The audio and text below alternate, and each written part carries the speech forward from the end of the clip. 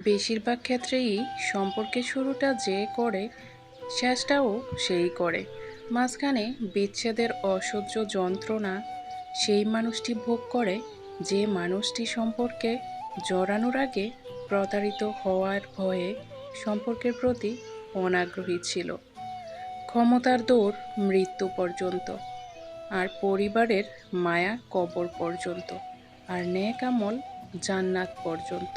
যখন আপনি বুঝতে পারবেন যে রব ছাড়া আপনার আর কেউ নেই, তখন আপনার এটাও বুঝে নিতে হবে যে রবকে পেলে আপনার আর কিছুই দরকার নেই। কাউকে ভালোবাসলে এতটাই ভালোবেসো যেন বিচ্ছেদের এক যুগ পরেও সে বলে, তোমার মতো করে আমাকে আর কেউ ভালোবাসেনি।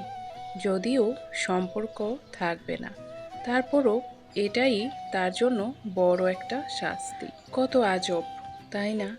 পৃথিবীতে 84 লক্ষ জীবের মধ্যে একমাত্র মানুষই টাকা রোজগার করে, কিন্তু পৃথিবীতে অন্য কোনো প্রাণী না খেয়ে মরে না, আর মানুষের পেট কখনোই ভরে না।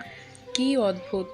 কারো সুখ দেখলে খুশির বদলে আফসোস হয়, কেউ বিপদে পড়লে সমবেদনা থেকে সমালোচনার ঝড় বেশি হয়। তিনটি জিনিস খুবই মূল্যবান: সম্পর্কে সম্মান থাকা দরকার, ভালোবাসতে বিশ্বাস থাকা দরকার, আর বন্ধুত্বে গুরুত্ব থাকা দরকার। যদি সুখ চাও তাহলে রাত জেগো না, যদি শান্তি চাও তাহলে দিনে ঘুমিও না, যদি সম্মান চাও তাহলে ফালতু কথা বলিও না। পরিবারকে কখনো ছেড়ো না, এত মানুষের প্রয়োজন নেই। কথা বলে শান্তি লাগবে, মন হালকা হবে, এমন একটা মানুষ থাকা জীবনে খুবই জরুরি। পৃথিবীতে কেউই অযোগ্য নয়, প্রত্যেকেরই কিছু না কিছু গুণ ভিতরে লুকিয়ে থাকে। পার্থক্য শুধু কারুর প্রকাশ পায় আর কারুটা পায় না। সম্পর্ক করার আগে মানুষগুলো যতটা সময় ব্যয় করে সম্পর্ক টিকিয়ে রাখতে, যদি এর অর্ধেক সময়ও ব্যয় করত, তাহলে বিচ্ছেদের হাহাকারে দীর্ঘশ্বাসগুলো এতটা ভারী হয়ে উঠত না। স্বামী হতে যোগ্যতা লাগে, কিন্তু প্রেমিক হতে যোগ্যতা লাগে না, কারণ যোগ্যরা কখনো প্রেমিক হয় না।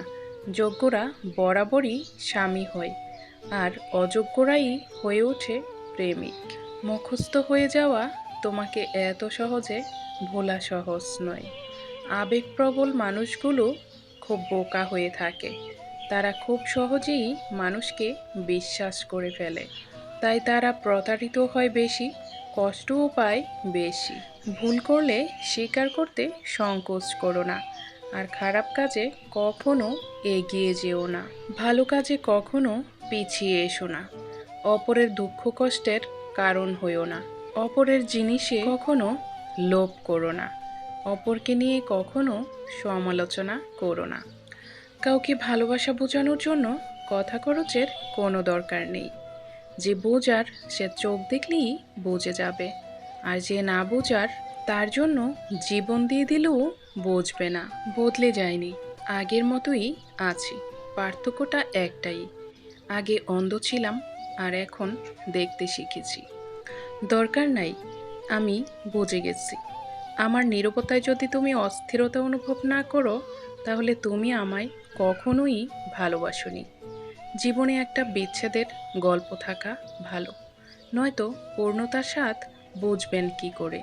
মানুষ অনেক কিছুই পারে, কিন্তু মানসিক অশান্তি থেকে কখনো পালাতে পারে না।